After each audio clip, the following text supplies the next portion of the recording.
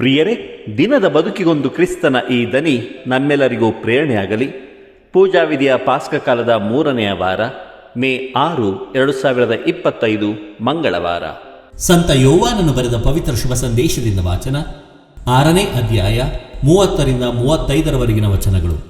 ಆ ಕಾಲದಲ್ಲಿ ಯಹೂದ್ಯರು ಯೇಸುವಿಗೆ, ನಾವು ನೋಡಿ ನಿಮ್ಮಲ್ಲಿ ವಿಶ್ವಾಸವಿಡುವಂತೆ ನೀವು ಏನು ಮಾಡುವಿರಿ? ಯಾವ ಸೂಚಕ ಕಾರ್ಯಗಳನ್ನು ತೋರಿಸುವಿರಿ?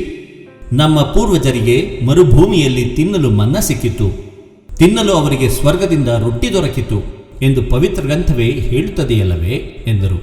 ಯೇಸು ಅವರಿಗೆ, ನಿಮಗೆ ಸತ್ಯವಾಗಿ ಹೇಳುತ್ತೇನೆ, ಸ್ವರ್ಗದಿಂದ ನಿಮಗೆ ರೊಟ್ಟಿಯನ್ನು ಕೊಟ್ಟವನು ಮೋಶೆಯಲ್ಲ, ನಿಮಗೆ ಸ್ವರ್ಗದಿಂದ ನಿಜವಾದ ರೊಟ್ಟಿಯನ್ನು ಕೊಡುವವರು ನನ್ನ ಪಿತನೇ. ಏಕೆಂದರೆ ಸ್ವರ್ಗದಿಂದ ಇಳಿದು ಬಂದು ಲೋಕಕ್ಕೆ ಸಜೀವವನ್ನೀಯೂ ಆತನೇ ದೇವರು ಕೊಡುವ ರೊಟ್ಟಿ ಎಂದು ಹೇಳಿದರು. ಅದಕ್ಕೆ ಆ ಜನರು, ಅಂಥ ರೊಟ್ಟಿಯನ್ನೇ ನಮಗೆ ಯಾವಾಗಲೂ ಕೊಡಿ ಎಂದು ಕೇಳಿದರು.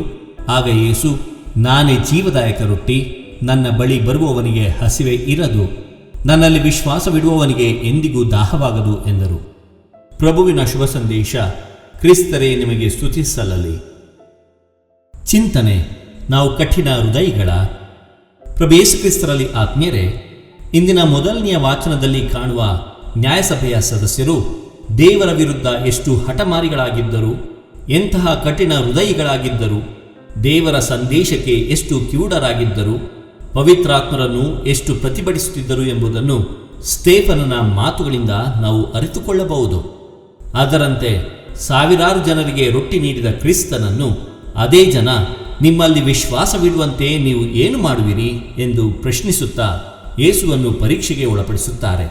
ಆತ್ಮೀಯರೇ, ಯೇಸುವಿನ ರೊಟ್ಟಿಯ ಪವಾಡ ಜನರಿಂದ ಮರೆಯಾಗದೆ ಅವರ ಮಧ್ಯೆಯೇ ಪ್ರಸ್ತುತವಾಗಿದೆ. ಅದರ ಲಾಭ ಪಡೆದವರು ಜೀವಂತ ಸಾಕ್ಷಿಗಳಾಗಿದ್ದರು. ಆದರೂ ಇವರು ಯೇಸುವಿನಲ್ಲಿ ವಿಶ್ವಾಸವಿಡಲು ಸೂಚಕ ಕಾರ್ಯಗಳನ್ನು ಮಾಡಬೇಕೆಂದು ಆಗ್ರಹಪಡಿಸುತ್ತಿದ್ದರು. ತಪ್ಪನ್ನು ಹುಡುಕಬೇಕು ಎಂದುಕೊಂಡವನನ್ನು ಯಾವುದೇ ಸರಿಯಾದ ಉತ್ತರದಿಂದ ತೃಪ್ತಿಪಡಿಸಲು ಸಾಧ್ಯವಿಲ್ಲ. ಅಂತೆಯೇ ವಿಶ್ವಾಸಿಸಲು ಮನಸ್ಸಿಲ್ಲದವನಿಗೆ ಯಾವುದೇ ಪವಾಡವನ್ನು ಎಷ್ಟೇ ಬಾರಿ ತೋರಿಸಿದರೂ ಏನೂ ಪ್ರಯೋಜನವಿರದು. ನಾವು ಇದೇ ಗುಂಪಿಗೆ ಸೇರಿದ್ದೇವೆಯೇ? ಎಷ್ಟು ಸಲ ನಾವು ದೇವರ ವಿರುದ್ಧ ಹಠಮಾರಿಗಳಾಗಿದ್ದೆವು, ಕಠಿಣ ಹೃದಯಿಗಳಾಗಿದ್ದೆವು, ದೇವರ ವಾರ್ತೆಗೆ ಕಿವುಡರಾಗಿದ್ದೆವು, ದೇವರನ್ನು ಬರಮಾಡಿಕೊಳ್ಳದೆ ನಾವು ಪ್ರತಿಭಟಿಸಿದ್ದೆವು ಎಂಬುದಾಗಿ ನಮ್ಮನ್ನು ನಾವೇ ಕೇಳಿಕೊಳ್ಳೋಣ. ದೇವರು ನಮ್ಮೆಲ್ಲರನ್ನು ಆಶೀರ್ವದಿಸಲಿ. ಇದು ಧನಿಮಾಧ್ಯಮ ಮನೆಯ ಕೊಡುಗೆ. ಧ್ವನಿ ವಂದನೆಯ ಸ್ವಾಮಿ ಶಾಂತಕುಮಾರ್ ಜೆ, ಬೆಂಗಳೂರು ಮಹಾಧರ್ಮ ಕ್ಷೇತ್ರ.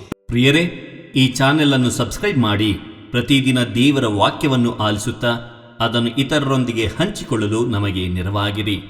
ಧನ್ಯವಾದಗಳು.